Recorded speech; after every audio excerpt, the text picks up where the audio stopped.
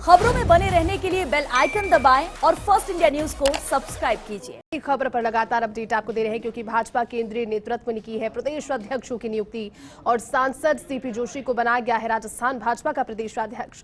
चित्तौड़गढ़ से सांसद है चंद्र प्रकाश जोशी, सम्राट चौधरी को बनाया गया है बिहार भाजपा प्रदेशाध्यक्ष। वीरेंद्र सचदेवा को दिल्ली का प्रदेश अध्यक्ष नियुक्त किया गया है। मनमोहन सामंत को ओडिशा भाजपा प्रदेशाध्यक्ष की जिम्मेदारी दी गई है और बीजेपी के राष्ट्रीय अध्यक्ष जेपी नड्डा ने इनका मनोनयन किया है। लेकिन इन तमाम सभी चीजों के बीच में राजस्थान के लिए भी एक बड़ा बदलाव, क्योंकि प्रदेश अध्यक्षों की नियुक्ति के इस पूरे लिस्ट में सांसद सीपी जोशी को राजस्थान भाजपा प्रदेशाध्यक्ष बनाया गया है।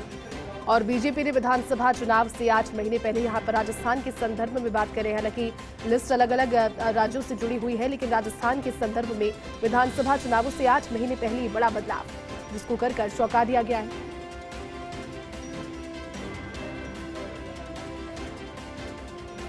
और चलिए हमारे साथ में दिल्ली न्यूज एडिटर अदिति जुड़ चुकी है। अदिति, 8 महीने बचे हैं राजस्थान के संदर्भ में। अगर इस बदलाव को लेकर बात करें तो विधानसभा चुनावों को लेकर और 8 महीने पहले राजस्थान संगठन में बड़ा बदलाव भारतीय जनता पार्टी ने किया, कहीं ना कहीं सरप्राइज हुई कांग्रेस और दूसरे दलों के लिए होगा या फिर एक्सपेक्टेड था? ये क्या कहेंगे इसको लेकर?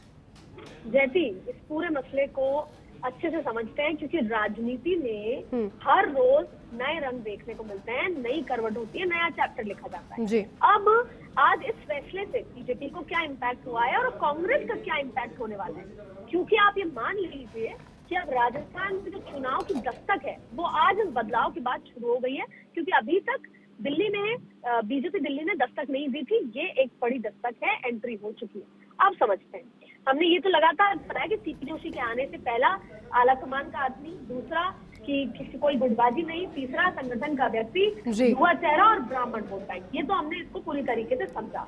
लेकिन अब होगा क्या, इसके रेपरकशंस अब कांग्रेस इसको कैसे देखेगी? देखिए, कांग्रेस में भी आगे आने वाले दिनों में लगभग 10 दिनों के अंदर आपको बड़े बदलाव की सुगबुगाहट तो चल ही रही है, आपको देखने को मिलेंगे। तो पहला ये माना जा रहा है कि रीशफल संभव है, रीशफल होगा, जिसकी एक्सरसाइज भी शुरू हो चुकी है। दूसरी बात है कि जाहिर तौर पे एक गुट ऐसा है जो लंबे समय से तमाम अलग अलग चीजों की मांग कर रहा है। कभी सीएम पद के लिए माना जाता है, कभी किसी और सीएम पद को हटाने के लिए कोई दूसरे सीएम को लगा, ऐसे तमाम तरीके की बातें। अब ये नजर आ रहा है कि कांग्रेस में पहला रीशफल होगा, दूसरा सचिन पायलट, ये दिल्ली से इस तरह की खबर है कि वो प्रदेश अध्यक्ष की मांग कर रहे हैं, लेकिन क्योंकि अभी तक सारा सेटअप हुआ है तो उनको एक बार फिर जो पुराना उनका था, जो पुराना उनकी पोस्ट थी डिप्टी सीएम, वो दिया जा सकता है। लेकिन ये भी चल रहा है कि डोटासरा, क्योंकि डोटासरा को बदला जाए। अब सवाल ये उठता है कि कांग्रेस तो जाट की राजनीति पे आया है और आज के बाद तो जाट की राजनीति और प्रबल तरीके से किया जाए।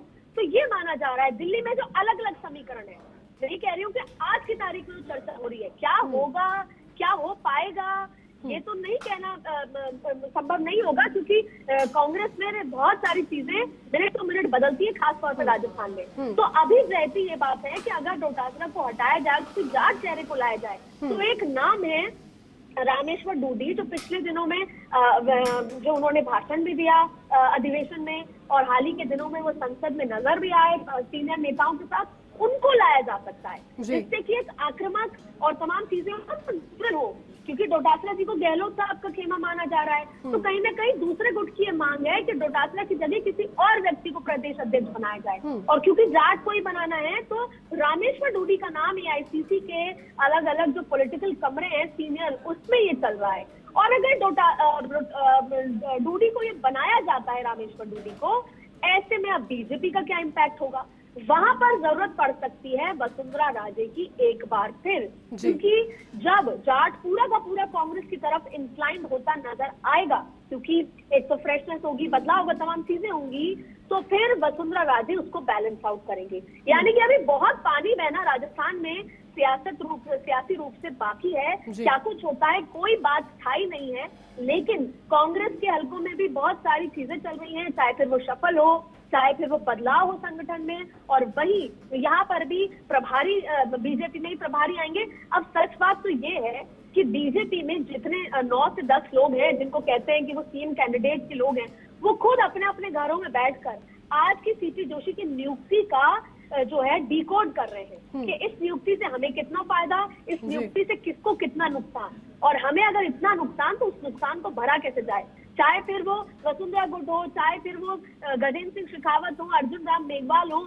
ओम बिरला खेमा हो, तमाम लोग। हालांकि माना जाता है कि सीपी जोशी ओम बिरला के पुराने करीबी माने जाते हैं, लेकिन सीपी जोशी की एक ही खासियत है, जिसको बहुत सारे मापदंडों में चुना गया होगा सीपी जोशी को, लेकिन एक खास बात है कि वो किसी भी गुट के व्यक्ति नहीं है, और दिल्ली गुटबाजी से परेशान होकर सीपी जोशी को इस वजह से किया गया होगा। हालांकि अभी CP Joshi out of network है, उनका फोन स्विच ऑफ आ रहा है, और यही उनकी आदत है, कम बोलते हैं, ज्यादा मीडिया से भी कभी बात करते ज्यादा नजर नहीं आती, मुस्कुरा के बात टाल देते हैं, और वो जरूर भले युवा है, लेकिन एक बात उनके लिए कही जाती है कि एक हाथ से अगर कोई काम कर रहे हैं तो दूसरे हाथ को वो नहीं पता लगने देते।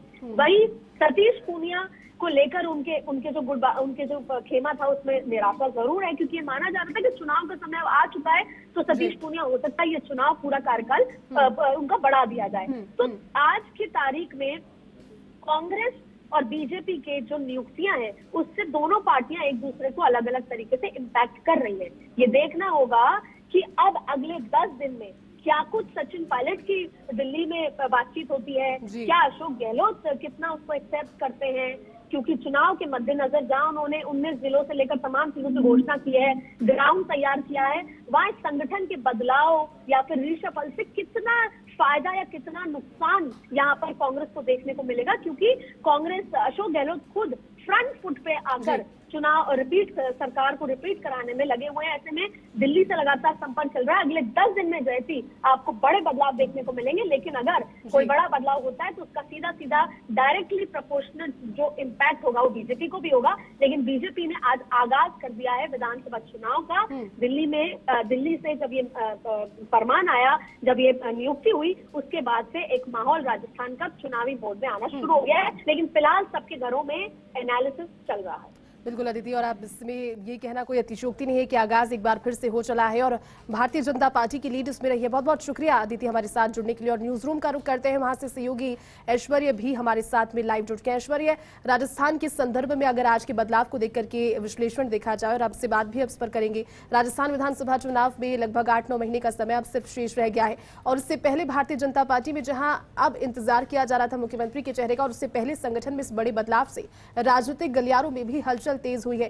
क्या एक्सपेक्ट्स है और क्या फिलहाल इसको लेकर के आगे परिस्थितियां बनती हुई नजर आ रही है अंदरूनी भाजपा में भी इसको लेकर? देखिए जयती, ये जो फैसला है, इस फैसले के बाद बीजेपी को अब चुनाव में जाना है। चुनाव में पहले जा चुकी थी बीजेपी, अपना काम कर चुकी थी। कल एक तस्वीर दिखाई दी भारतीय जनता पार्टी प्रदेश कार्यालय में। कल बीजेपी प्रदेश कार्यालय में भजनलाल और राजेंद्र राठौड़ की प्रेस कॉन्फ्रेंस होती है, चंद्रशेखर नहीं थे। उस वक्त अंदाजा लगाया गया कि बीजेपी में कुछ बड़ा होने वाला है। सबसे ज्यादा चर्चा थी कांग्रेस की। कांग्रेस में जैसे ही रंधावा आए और विधानसभा अनिश्चितकाल के लिए स्थगित हो गई, उसके बाद कांग्रेस को लेकर चर्चा चली कि कांग्रेस में साहब प्रदेश अध्यक्ष बदल दिया जाएगा, ये हो जाएगा, वो हो जाएगा। लेकिन कांग्रेस में ऐसा फिलहाल कुछ नहीं देखा गया। बीजेपी ने साइलेंट तरीके से अपना फैसला कर दिया। बीजेपी में अगर इस चेहरे की बात करते हैं तो इस चेहरे से जुड़े मैं लोगों का भी यहां पर जिक्र आपसे करूंगा। मुझे याद आता है वो दिन जब अरुण सिंह सालासर जा रहे थे, सीपी जोशी से कहा था कि आप सालासर चलिए मेरे साथ, तो सीपी जोशी बोले कि भाई साहब मेरी ट्रेन है, मैंने ट्विटर के जरिए बधाई दे दी है। बड़े विनम्रता के साथ उन्होंने जवाब दिया। उसके बाद सीपी जोशी का जिन नेताओं से संवाद रहा, कल किरोड़ीलाल मीणा के पास पहुंचकर लंबी मंत्रणा करना, सीपी जोशी का ओम बिड़ला से लगातार मिलते रहना और ओम बिड़ला के क्षेत्र में सीपी जोशी का प्रभारी बन के काम करना, उसके अलावा राजेंद्र राठौड़ से बेहतरीन रिश्ते होना। सीपी जोशी साइलेंट तरीके से धीरे धीरे करके संगठन में अपना काम करते रहे। लेकिन एक महत्वपूर्ण घटनाक्रम हुआ जब सीपी जोशी पिछले दिनों संसद में बोले, और संसद में जब उन्होंने एक प्रसंग बोला था, प्रधानमंत्री नरेंद्र मोदी को लेकर उन्होंने बात कही थी, और जो पूरा भाषण दिया उसको लेकर उन्होंने तारीफ पाई। उनके प्रतिद्वंदियों ने उस चीज को जोड़ा कि राष्ट्रपति को लेकर ये बोल दिया, वो बोल दिया, तमाम तरीके की चीजें कही। लेकिन सीपी जोशी खामोशी के साथ मुस्कुराते हुए आगे चल देते थे। उनसे जब मैंने भी पूछा कि भाई साहब ये विवादों में रहा क्या, तो मुस्कुराए और चल दिए। उनको यह पता था कि उनका भाषण है उसको तारीफ मिली है और सांसदों से तारीफ मिली है और मंत्रियों से तारीफ मिली है। उसके बाद लग रहा था कि सीपी जोशी का कद बढ़ेगा, या तो उन्हें प्रदेश अध्यक्ष बनाया जाएगा या केंद्र में मंत्री बनाया जाएगा। तो प्रदेश अध्यक्ष का फैसला इसलिए भी हुआ है, ऐसा नहीं कि सतीश पूनिया का कार्यकाल आगे नहीं बढ़ाया जा सकता था, बढ़ाया जा सकता था, लेकिन तब बढ़ाया जा सकता था जब बीजेपी के पास चेहरों की कमी होती। बीजेपी के पास चेहरों की कमी नहीं है। बीजेपी वर्तमान परिदृश्य में जिस लिहाज से चलती है, तो आप गौर कीजिएगा, बीजेपी कभी भी उस लिहाज से नहीं चलती कि जहां पर जो कास्ट बहुत ज्यादा संख्या में हो उस कास्ट को ही तवज्जो पूरी तरह से दे दे। बीजेपी बैलेंस करती है, हर राज्य के लिहाज से बैलेंस करती है, किस राज्य में किस कास्ट को किस तरीके से तरजीह दी जानी है और किस तरीके के कार्यकर्ताओं को मजबूत किया जाना है, इस तरीका का फैसला बीजेपी करती है। बीजेपी का इस तरीके का जो फैसला है, इसके बाद के 3 घटनाक्रमों पर सभी की नजर रहेगी। एक घटनाक्रम यह रहेगा कि सतीश पूनिया को अब कहां भेजा जाएगा, कोई संगठन में पद देकर। कहा जा रहा था कि उन्हें प्रभारी बना दिया जाएगा किसी राज्य का, तो किसी राज्य का प्रभारी उन्हें बनाया जाता है नहीं, क्योंकि सतीश पूनिया को आमेर चुनाव की भी अब तैयारी करनी है, क्योंकि राजस्थान भर में उन्होंने लंबा वक्त बिताया, दौरे किए, इस बात में कोई संशय नहीं, और बहुत एक्टिव रहे। तो सतीश पूनिया भी चाहेंगे कि आमेर में भी अपना वक्त देने के साथ संगठन की जिम्मेदारी, संगठन उनका उपयोग करेगा, तो उन्हें किसी राज्य का प्रभारी या कोई और अन्य जिम्मेदारी देकर सतीश पूनिया का प्रयोग संगठन कर सकता है, उपयोग संगठन कर सकता है। तो ऐसे में 2 फैक्टर यहां पर बचते हैं, 2 फैक्टर हैं जिनमें वसुंधरा राजे फैक्टर और दूसरा राजेंद्र राठौड़ फैक्टर। अब इंतजार यहां 2 चीजों की सर्वाधिक चर्चा है, मैं फिर कह रहा हूं 2 चीजों की चर्चा है कि नेता प्रतिपक्ष सतीश पूनिया बनेंगे या राजेंद्र राठौड़। लेकिन बीजेपी हमेशा चौंकाती है, बीजेपी यहां पर भी कोई चौंकाने वाला फैसला ले सकती है, हो सकता है घोषणा ही ना करे, क्योंकि अब बजट सत्र निकल गया है, नेता प्रतिपक्ष की कोई आवश्यकता नहीं, लेकिन यहां पर संभावना ज्यादा राजेंद्र राठौड़ की फिलहाल लग रही है, राजेंद्र राठौड़ को नेता प्रतिपक्ष बनाया जाए। वसुंधरा फैक्टर के बिना बीजेपी चुनाव में नहीं जाएगी। बीजेपी वसुंधरा फैक्टर को भी बैलेंस करेगी, क्योंकि बीजेपी भले ही पर्दे में या फिर छोटी मोटी खबरों में लोग इस तरीके की चर्चाएं कर देते हो कि फला नेता खत्म हो गया, फला नेता छोटा हो गया, फला बड़ा हो गया, फला के दिन लद गए, लेकिन नहीं, संगठन जब चुनाव आते हैं तो हर एक लीडर का और कार्यकर्ता का उपयोग करता है। तो ऐसे में तमाम फैक्टर्स को बैलेंस करने की कोशिश यहां पर भारतीय